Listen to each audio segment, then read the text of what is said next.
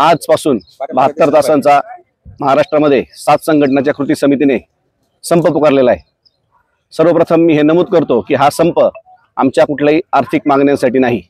हा संप ही कंपनी आणि ही राज्याची विद्युत यंत्रणा टिकवण्यासाठी हा संप आहे। गेल्या 2 वर्षापासून 2022 पासून विविध प्रकारे शासन प्रशासन हे ह्या वीज क्षेत्राचं खाजगीकरण करण्याचा घाट घालत आहे। या खाजगीकरणामध्ये 2022 ला अशाच पद्धतीने जेव्हा अदानीचं मुंबईचं खाजगीकरण सुरू होतं तेव्हा आम्ही 2022 ला संप करून ते हाणून पाडलं होतं। त्यानंतर विविध मार्गाने आता परत खाजगीकरणाचा घाट हा प्रशासनाने घातलेला आहे। यामध्ये रिस्ट्रक्चरिंगच्या नावाखाली, रिस्ट्रक्चरिंग म्हणजे आज एक सेक्शन इंजिनियर स्टाफ मिळून जे काम करतो त्याच्या कामामध्ये बदल करायचा, तो बदल करत असताना ग्राहकाला चांगली सेवा देण्याच्या नावाखाली आणि कर्मचाऱ्यांचं अधिकाऱ्यांचं हित या गोंडस नावाखाली आज जे पद आमचे आहेत त्या पदामध्ये कमी करून किंवा ग्राहक संख्या वाढल्यानंतर जी पदं वाढणार आहेत ती न वाढवता फक्त आहे त्या ग्राहक संख्येला आहे त्या कर्मचाऱ्यांनी सेवा देणे एवढा हा उद्देश त्यांनी घेतलेला आहे। रिस्ट्रक्चरिंगला आमचा विरोध पूर्वी नव्हता। आमचं सगळ्या कृती समितीचं असं म्हणणं होतं की जी ग्राहक संख्या वाढलेली आहे त्या प्रमाणात तुम्ही कर्मचाऱ्यांची संख्या वाढवा, त्या प्रमाणात कक्ष कार्यालय, उपविभाग कार्यालय, विभागीय कार्यालय वाढवा, जेणेकरून आम्ही ग्राहकांना आता जी सेवा देतो त्याच्यापेक्षा चांगली सेवा देऊ शकू, असं सगळ्या कृती समितीच्या संघटनांचं म्हणणं होतं। तशा प्रकारची पीपीटी, तशा प्रकारचं प्रेझेंटेशन आम्ही प्रशासनाला दिलं होतं, त्याच्यावर चर्चा सुरू होती।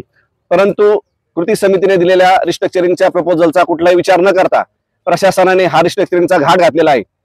काल 2 दिवस जेव्हा चर्चा चालू होत्या तेव्हा 1 तारखेपर्यंत 1 नोव्हेंबर पर्यंत तुम्ही तुर्तास त्याला स्थगिती द्या, आमच्याशी चर्चा करा आणि सगळ्यांच्या सहमतीने जे चांगलं रिस्ट्रक्चरिंग होईल ते तुम्ही करा, अशी माफक अपेक्षा, माफक मागणी आमच्या सगळ्या कृती समितीने केली होती।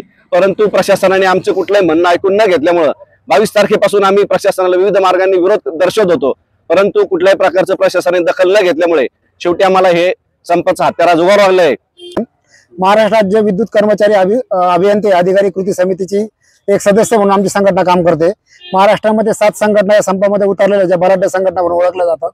या संप करण्याचं कारण जसं आमच्या सहकारी आमच्या सिनियर गायकवाड साहेबांनी सांगितलं का हा संप कोणताही माझ्या कर्मचाऱ्यांच्या आर्थिक मागणीसाठी नाही आहे, पगारवाढीसाठी नाही। सदरील संप यासाठी आहे का यापूर्वी जसं राज्य शासनाने BSNL सारखं गव्हर्नमेंटचं डिपार्टमेंट संपून टाकलं खाजगीकरणाला देऊन किंवा खाजगी यांना कॉम्पिटिशनला उतरून, त्यामध्ये आपल्याला एक अनुभव आलेला दिसतो का सुरुवातीला खाजगी याच्यामध्ये BSNL सारख्या कॉम्पिटिशनला जिओ सारखे आले, 150 रुपयाचा रिचार्ज तुम्हाला महिन्याला भेटत, आज तुम्हाला 750-800 रुपयाला मारावं लागतं।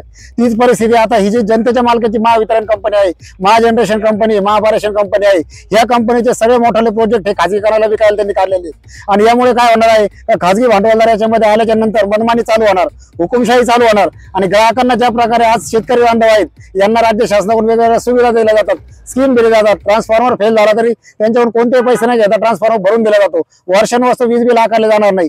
त्याप्रमाणे ज्यावेळेस खाजगी भांडवलदार याच्यामध्ये उतरणार त्यावेळेस हे प्रत्येक दर महिन्याला त्यांच्याकडे ठेकेदाराच्या मार्फत किंवा गुंडशाहीच्या मार्फत ती वसुली पूर्णपणे करणार। म्हणजे ही प्रॉपर्टी आज ही पूर्णपणे आपल्या ग्राहकाच्या मालकीची आहे आणि तो विकण्याचा घाट या प्रशासनाने ठेवलेला आहे।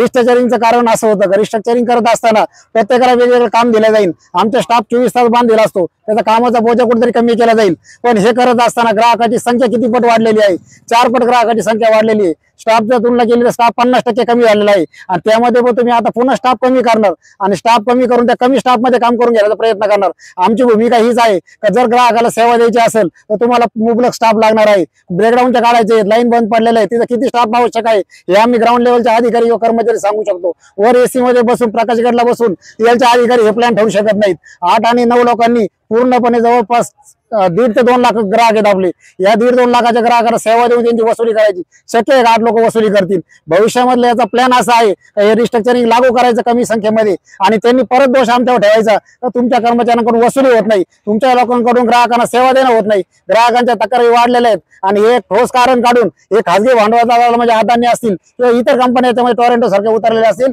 या भांडवलदाराला हे MSEBचं पूर्ण जे काही प्रॉपर्टी आहे ही विकून टाकायची, यासाठी जे प्रकारचे धोरण अवलंबले, यासाठी आम्ही सर्वजण एकत्र येऊन लढा देतोय।